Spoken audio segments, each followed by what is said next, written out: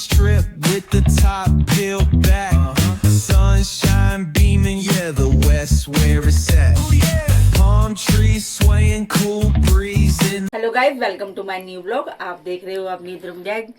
Guys, blog की शुरुआत कर रहे हैं हम शाम के 5 बजे से। आज का ब्लॉग काफी इंटरेस्टिंग होने वाला है क्योंकि हम गोवा ट्रिप पर गए थे तो लोग पूछ रहे थे कि आपका गोवा में कितना खर्चा हुआ है, तो आज हम उसी के बारे में आपसे बात करेंगे। और गाइज, हम आज बताएंगे कि हमारा 2 पर्सन का कितना खर्चा हुआ है और ये मैं आपको बताती हूँ। पहले मैं आपको बताती हूँ सहारनपुर से दिल्ली का रेलवे स्टेशन का हमारा कितना खर्चा हुआ था। यहाँ से हम गए थे क्योंकि हमारी रात की 8 बजे की ट्रेन थी, तो उसका खर्चा है 1173 रुपये। इतना खर्चा हुआ था हमारा दिल्ली के रेलवे स्टेशन तक। सहारनपुर से जब हम गए थे तो वहाँ से फिर हमने ऑटो किया था। वो ऑटो का खर्चा था हमारा वहाँ पे इंदिरा गांधी एयरपोर्ट तक उसने हमें छोड़ा था, तो वो 600 मांग रहा था, तो 400 में हमने बार्गेनिंग करी तो वहाँ तक उसने हमें पहुँचाया। फिर हम गए एयरपोर्ट पर। गाइस, हमारे जो 2 टिकट बने थे दिल्ली से गोवा तक के फ्लाइट के टिकट, उसका खर्चा मैं आपको बताती हूँ कितना आया था। उसमें आया था 14,527 रुपए का खर्चा हुआ था हमारा, जो दिल्ली से गोवा तक का फ्लाइट का खर्चा था। और हम गए थे दिल्ली से पहले नागपुर क्योंकि हमारी 2 फ्लाइट चेंज हुई थी, क्योंकि उसका टाइमिंग था दिल्ली से और नागपुर तक का 4:30 बजे का। 4:30 बजे से उसने हमें 6:30 बजे तक नागपुर में उतारा। फिर नागपुर से हम थोड़ा सा हमने रेस्ट करा, फिर हम गए वहां से 9:30 बजे नागपुर से गोवा तक फ्लाइट में, और उसने उतारा हमें 11:30 बजे। उसके बाद हम गोवा उतरे और हमने वहां से टैक्सी करी, और टैक्सी का खर्चा था बागा बीच तक, वो हमें छोड़कर गया था, तो 1200 रुपये लिए थे उसने। फिर हमने रूम लिया और रूम का खर्चा भी काफी सही था, 1500 बता रहा था, हमने बार्गेनिंग करके उसे 1200 रुपये में करवाया था। और फिर वहां से हम शाम को घूमने के लिए गए थे, और 2 आदमियों का खर्चा था एक दिन का 1200 रुपये रूम का। और गाइस, हमने 2 दिन स्टे किया था वहाँ पे, और हमें ज्यादा महंगा भी नहीं पड़ा, 2400 रुपये हमारा पूरा खर्चा था उसमें। और बाहर हम घूमने भी गए, खाया पिया भी, वहाँ का भी हमारा अच्छा हुआ, खर्चा कम ही हुआ पर ज्यादा नहीं हुआ। और बीच पर भी गए थे और हमने बोट भी करवाई थी, तो उसमें 2 कपल के हिसाब से उन्होंने हमें 3000 रुपये का टिकट दिया था, क्योंकि हम क्रूज में गए थे नाव में घूमने के लिए, और रात का प्रोग्राम था। और हमने अगले दिन फर्स्ट डे तो हम रुके थे, और अगले दिन हमने वहां से स्कूटी ली थी। स्कूटी का रेंट था 500 रुपये, और फिर हमने उसमें 200 का तेल भरवाया, और सुबह से शाम तक हम उसमें घूमते रहे। और गाइस, हम जहाँ गए वहाँ पार्किंग के 30 to 40 रुपीज मांग रहे थे। हम गए थे अंजना बीच गए थे, कोलंडियम बीच गए थे, बागा बीच गए थे, और स्नो पार्क गए थे हम, और फोर्ट वाले बीच में भी गए थे। काफी मजा आया था हमें वहाँ पे। गाइस, ये तो था हमारा गोवा तक का खर्चा, और जो हमने उसके बाद एक्टिविटी करी थी उसका अलग से मैं आपको खर्चा बताती हूँ, क्योंकि हमने बोटिंग भी करी थी, तो उसका एक आदमी का खर्चा 700 रुपये था, और 2 आदमियों का 1400 रुपये था, तो हमने वो भी घूमा। और हम स्नो पार्क भी गए थे, वहाँ पे पर पर्सन का खर्चा 500 था, तो 1000 हमारे 2 आदमियों के हुए थे खर्चा। हमारा बोटिंग का खर्चा हुआ था, जिसमें हम रात को नाइट पार्टी में गए थे, उसमें हमारे 3000 रुपीज लिए थे उन्होंने। और काफी मजा भी आया, और काफी हमने डांस भी करा, काफी एंजॉय किया, मतलब कि जैसे पता कहाँ आ गए हो। 2 दिन नॉर्थ गोवा में रुके थे, वहाँ पे काफी अच्छा हमें घूमने को भी मिला।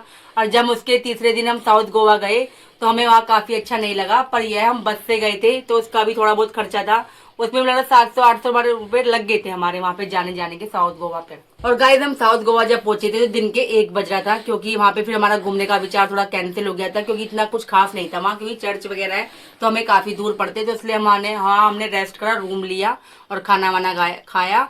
फिर अगले दिन हमारी ट्रेन थी, क्योंकि हमने रिजर्वेशन करा रखा था।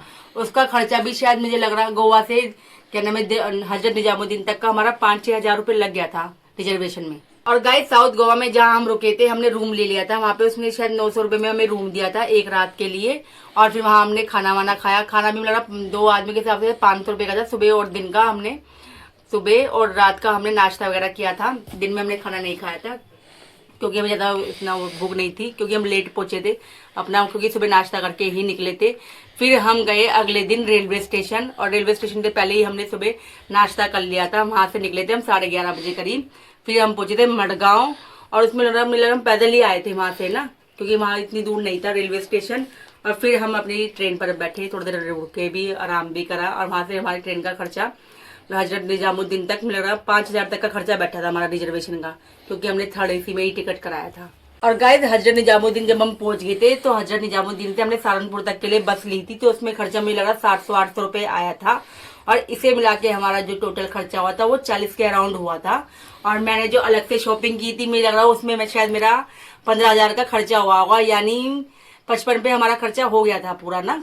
और काफ़ी हमने एंजॉय भी करा और काफ़ी हमने शॉपिंग तो हमने कम करी थी, पर खाया पिया काफ़ी था, खुश थे, मतलब ज़्यादा हमें इतना भी वो नहीं लगा कि इतना महंगा है। पर ठीक है, अगर जाओ तो थोड़ा सा पैसा बचाना वो हमारे हाथ में है, ये थोड़ा कि हम ज्यादा ही पैसा वो इन्वेस्ट करेंगे। जो गोवा में जो स्कैम होता है वो मैं आपको बताती हूँ। सबसे पहला स्कैम मैं आपको बताती हूँ। जो हम क्या नाम है गोवा में उतरे थे, हमने फ्लाइट से उतरे थे, तो हमने वहाँ से टैक्सी ली थी। टैक्सी का खर्चा हमें काफी 1500-1600 रुपए के आसपास बता रहा था, जबकि वहाँ का खर्चा शायद 1000 रुपए के अराउंड होता है।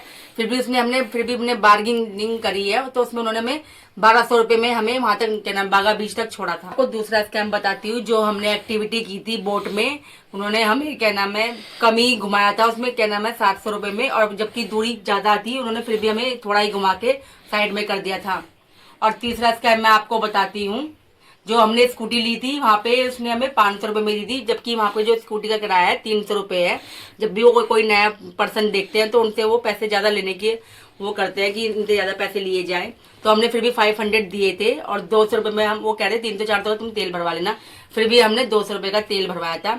और सुबह से शाम तक हम उसमें घूमते रहे, तेल उसमें अब भी था। गाइस मैं आपको चौथा स्कैम बताती हूँ, क्योंकि गाइस जो होटल में हम कमरे लेते हैं तो वो काफी ज्यादा, जैसे कमरों के इतने किराए बताते हैं 2-2, 3-3 हजार रुपए, फिर भी लोग क्या नाम बेवकूफ बन जाते हैं, वो ऑनलाइन कर देते हैं। फिर उन्हें थोड़ा सा दुख होता है, क्योंकि हमारे साथ एक वो आया था बोट पे, क्या नाम है कपल, उसने कहा था तुमसे कितने लिए थे, हमने तो बताया था कि हमने 1200 रुपए में हमने बार्गेनिंग करके 1200 तक का रूम लिया था। तो उन्होंने बताया था कि हमसे तो 3000 रुपए लेते हैं ऑनलाइन में यही होता है, धोखाधड़ी होती है। और अगर आप खुद जाओ तो आप खुद ही कहना मैं रूम लो वहाँ पे, तो आपको पता चल जाएगा कि रूम कैसा था और कैसे हमने पैसे दिए हैं उस रूम को देखकर। और बागा बीच के पास जब भी आप जाए घूमने के लिए तो बागा बीच के पास ही रूम ले, उसके बाहर मत ले आउट ऑफ उसमें, क्योंकि उसमें फिर दिक्कत होती है और फिर ज्यादा पैसे मांगते हैं वो नए कपल को देखकर। और गाइस मैं आपको 5वां स्कैम बताती हूँ, जो हमारे से क्रूज में हुआ था। क्रूज में तो शायद हमारे से बार्गेनिंग तो करी थी उन्होंने, पर मैं तो 3000 में दिया था, और लोगों को उन्होंने लोगों से लिया था 4-5 हजार रुपए, जबकि एक कपल का क्या नाम है 1200 रुपए था।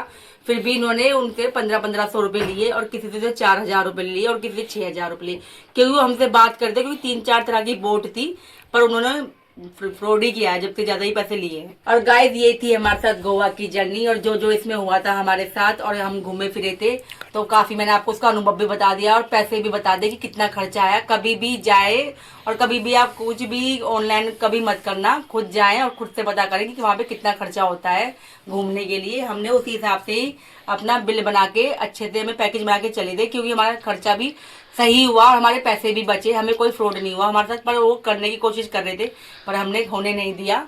और गाइस हमने ना जब गोवा गए थे हमने फ्लाइट का भी मजा लिया और ट्रेन से आने का मजा लिया, क्योंकि हमें पता था कि हमने सोचा था चलो यहाँ से फ्लाइट से चलते हैं और आते हुए ट्रेन से भी जाएंगे, तो दोनों तरफ का भी इंजॉय हो जाएगा, और हमें काफी अच्छा लगा। गाइस ये थी हमारी गोवा की जर्नी, क्योंकि हमने प्लानिंग एक हफ्ते पहले ही बना ली थी और हमें काफी मजा आया था। आई होप आपको हमारी वीडियो अच्छी लगी, तो लाइक करना, सब्सक्राइब करना, कमेंट करना। तब तक के लिए टाटा बाय बाय।